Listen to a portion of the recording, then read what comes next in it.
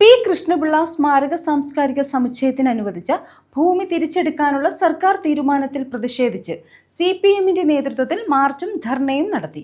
Nooranad sanatorium ഭൂമിയിലേക്കായിരുന്നു March.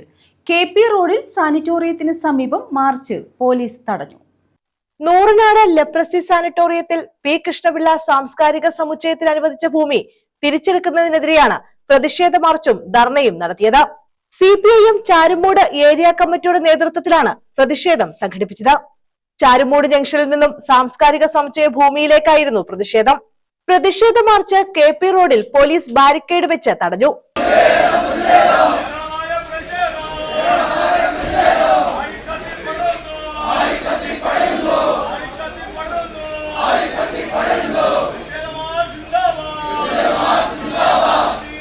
തുടർന്ന് നടന്ന പ്രതിഷേധ ധർണ CPM ആലപ്പുഴ ജില്ലാ സെക്രട്ടറി R. നാസർ ഉദ്ഘാടനം ചെയ്തു.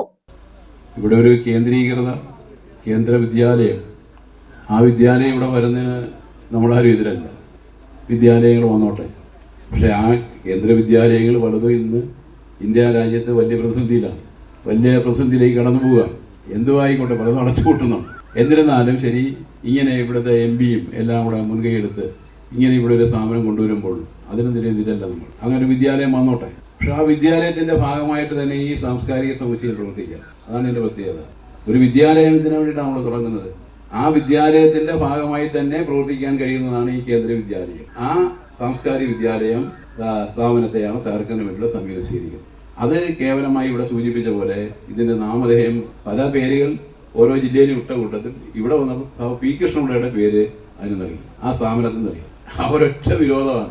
ഈ പി കൃഷ്ണപിള്ള ആരാണെന്നുള്ളതിനെ കുറിച്ച് ഇവർക്ക് ഒന്നും ആരും വിവരമില്ലെന്ന് എനിക്ക് തോന്നുന്നു. മുരളീധരൻ ഇവ ആരോഗ്യമന്ത്രിയാണല്ലോ, അദ്ദേഹമാണല്ലോ പ്രഖ്യാപിച്ചത് ഈ സ്ഥലം നേരെ ഇതിനുവേണ്ടി കൊടുക്കുകയാണ് എന്നൊരു വിധത്തിൽ പ്രഖ്യാപിച്ചത്. അയാളുടെ അച്ഛൻ കരുണാകരന്റെ പേരിൽ ഒരു മെഡിക്കൽ കോളേജ് തുടങ്ങുകയാണ്. മെഡിക്കൽ കോളേജ് തുടങ്ങാൻ വേണ്ടിയുള്ള പരിപാടിയായിട്ട് നീങ്ങുകയാണ്. മുരളീധരൻ അറിയാൻ പാടില്ലെങ്കിലും മുരളീധരന്റെ അച്ഛൻ കരുണാകരൻ അറിയാം ഈ പി കൃഷ്ണപിള്ള ആരാണെന്നുള്ള കാര്യം.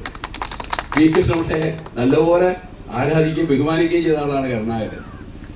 ആ പി കൃഷ്ണപിള്ളയുടെ പേരിൽ, പി കൃഷ്ണപിള്ള ആരായിരുന്നു? പി കൃഷ്ണപിള്ള എന്ന് വെച്ചാൽ ഇന്ത്യൻ സ്വാതന്ത്ര്യ സമരത്തിന്റെ ഏറ്റവും പ്രധാനപ്പെട്ട നേതൃത്വം വഹിച്ച നേതാക്കന്മാരിൽ ഏറ്റവും പ്രധാനപ്പെട്ട ആളാണ്. കോൺഗ്രസ്സുകാരനായിരുന്നു. ഇന്ത്യൻ നാഷണൽ കോൺഗ്രസിന്റെ നേതാവായിരുന്നുകൊണ്ട് സ്വാതന്ത്ര്യ സമര പ്രസ്ഥാനത്തിന്റെ ഭാഗമായിട്ട് നടന്നിട്ടുള്ള എല്ലാ പോരാട്ടങ്ങളിലും ആ കാലഘട്ടത്തിൽ നേതൃത്വം കൊടുത്ത ആളാണ് കേരളത്തിൽ. ചാരുമൂട് ഏരിയ സെക്രട്ടറി ബിനു അധ്യക്ഷത വഹിച്ചു. കേരളത്തിലെ 14 ജില്ലകളിലും അതാത് പ്രദേശങ്ങളുടെ സാംസ്കാരിക രംഗത്തെ കൂടുതൽ ചലനാത്മകമാക്കുന്നതിന് വേണ്ടി എല്ലാ ജില്ലകളിലും നവോത്ഥാന നായകന്മാരുടെ പേരിൽ നവോത്ഥാന സാംസ്കാരിക സമുച്ചയങ്ങൾ നിർമ്മിക്കാൻ തീരുമാനിച്ചിരുന്നു.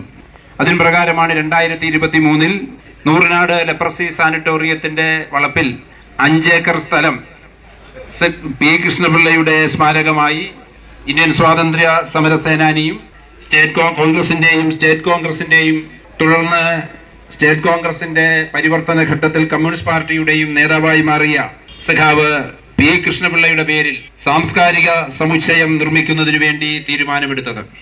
ഇത് കേരളത്തിൽ ആകെ തിരുവനന്തപുരം ജില്ലയിൽ അയ്യങ്കാളിയുടെ പേരിലാണ്, കൊല്ലം ജില്ലയിൽ ശ്രീനാരായണ ഗുരുദേവന്റെ പേരിലാണ്. അങ്ങനെ ഓരോ ജില്ലകളിലും ആ ജില്ലകളുമായി ബന്ധപ്പെട്ട പ്രാധാന്യമുള്ള സാംസ്കാരിക നായകന്മാരുടെയും നവോത്ഥാന പ്രസ്ഥാനങ്ങൾക്ക് പങ്കുവഹിച്ച ആളുകളുടെ പേരിലുമാണ് സാംസ്കാരിക സമുച്ചയങ്ങൾ നിർമ്മിക്കുവാൻ തീരുമാനിച്ചിട്ടുള്ളത്. ജില്ലാ സെക്രട്ടേറിയറ്റ് അംഗങ്ങളായ K. രാഘവൻ, A. മഹേന്ദ്രൻ, ജില്ലാ കമ്മിറ്റി അംഗം G. Rajamma, S. Ramakrishnan, B. Viswan, block panchayat president C. Anu എന്നിവർ പങ്കെടുത്തു.